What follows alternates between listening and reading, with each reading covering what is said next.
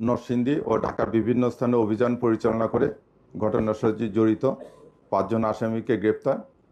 ঘটনায় ব্যবহৃত সরবরাহকৃত অর্থ,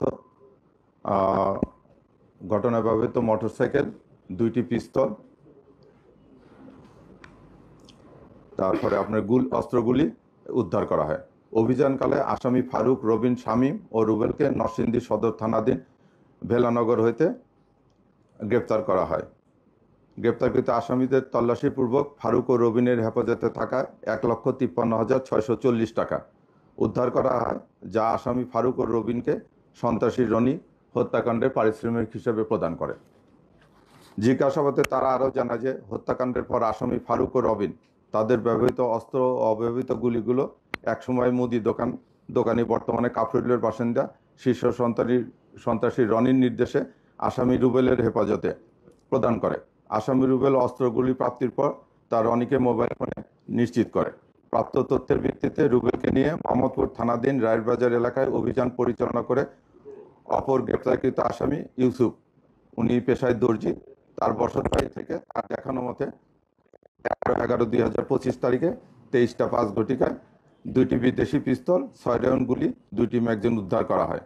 গ্রেপ্তারকৃত আসামি ইউসুফ এবং রুবেল জানায় যে ঘটনার দিন 10/11/2025 তারিখে আসামি রুবেল অস্ত্রগুলি ভর্তি একটি ব্যাগ ইউসুফকে হেফাজতে রাখার জন্য বুঝিয়ে দেওয়া যায়। আসামিদের জিজ্ঞাসাবাদে জানা যায় যে সন্ত্রাসী রনি কর্তৃক আসামি ফারুকের সহায়তায় মামুনকে হত্যার একাধিক পরিকল্পনা ও প্রচেষ্টা গ্রহণ করা হয় এবং পরিকল্পনাগুলো ব্যর্থ হওয়ার পর তখন তারা আগামী 10/11/2025 তারিখে ফারুকের হত্যাকাণ্ডের জন্য বেছে নেয়। ওই দিন নিহত মামুনের মামলায় হাজিরা দিন ধার্য ছিল।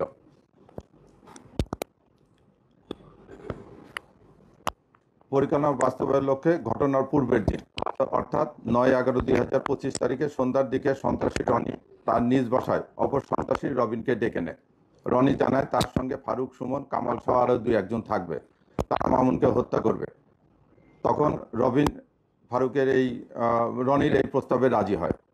সেই অনুযায়ী গত 10/11/2025 তারিখে সন্ত্রাসী রনি 9টায় সন্ত্রাসী রবিনকে ফোন দিয়ে জসকোট এলাকায় যেতে নির্দেশ প্রদান করে। 10টার দিকে সন্ত্রাসী রবিন তার বন্ধু শামীম, যে ঢাকা ডেন্টালের আউটসোর্সিংয়ে লিফট অপারেটর, তার মোটরসাইকেলে চড়ে রবিন জসকোট এলাকায় গমন করে। রবিনের নির্দেশ অনুযায়ী ফারুক, সুমন ও কামাল আরও 2-3 জন অজ্ঞাতনামা, যাদের পরিচয় এখনো আমরা নিশ্চিত করতে পারিনি, জসকোট এলাকায় উপস্থিত হয়। সন্ত্রাসী রনির নির্দেশে ফারুক অটোরিকশা যোগে জসকোট এলাকায় গমন করে। পরিকল্পনা অনুযায়ী প্রথমে সন্ত্রাসী সুমন ও সন্ত্রাসী ফারুককে শুটিংয়ের জন্য রনি নির্দেশ প্রদান করে। এক পর্যায়ে সুমন ও রনির মধ্যে কথা কাটাকাটি হয়। সন্ত্রাসী রনি তখন সন্ত্রাসী সুমনের নিকট থাকা 2টি পিস্তল নিয়ে একটি ফারুককে, অপরটি আসামি রবিনকে হস্তান্তরপূর্বক টার্গেট ভিকটিম মামুনকে হত্যার মিশনে পাঠায়। জিজ্ঞাসাবাদে জানা যায় যে পলাতক সন্ত্রাসী কামালের উপর নির্দেশনা থাকে মামুনকে অনুসরণ করা এবং তার গতিবিধি তাদেরকে জানানো।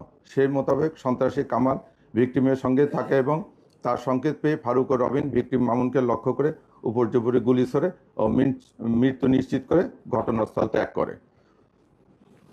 ঘটনার পরে তারা বেরিবাদের হয়ে রায়েরবাজার যায় এবং রনির নির্দেশ অনুযায়ী রুবেল অপর 2 সন্ত্রাসী ফারুক ও রবিনের নিকট থাকা অস্ত্র গ্রহণ করে তার রুবেলের বন্ধু ইউসুফের নিকট জমা রাখে। পরবর্তীতে রনির প্রদত্ত 2 লাখ টাকা রুবেল, শুটার ফারুক ও শুটার রবিনকে প্রত্যেককে 1 লাখ টাকা করে প্রদান করে।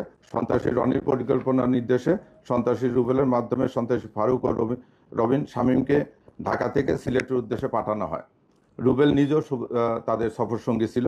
ঘটনার পরপরই সন্ত্রাসী রনি আসামি ফারুক, রুবেল ও শামীমের ব্যবহৃত মোবাইলগুলো তাৎক্ষণিকভাবে নিয়ে নেয়, যেন আইন শৃঙ্খলা বাহিনী তাদেরকে ফলো না করতে পারে বা এটা নিয়ে কোনো কাজ না করতে পারে। সিলেটে গমনের পর রবিন ও রুবেলের প্রচেষ্টায় ভারতে প্রবেশের চেষ্টা করে। সেখানে ভারতে প্রবেশে কোনো সুযোগ সুবিধা না পেয়ে তারা সেখান থেকে সিদ্ধান্ত নেয় যে তারা সাতক্ষীরা সীমান্ত হয়ে তাদের এক পরিচিত লোকের মাধ্যমে তারা ভারত গমন করে। তারা ফেরার পথে সিলেট থেকে রওনা হওয়ার পথে আমরা তাদেরকে নরসিংদী থেকে গ্রেপ্তার করা হয় একটি বাস থেকে।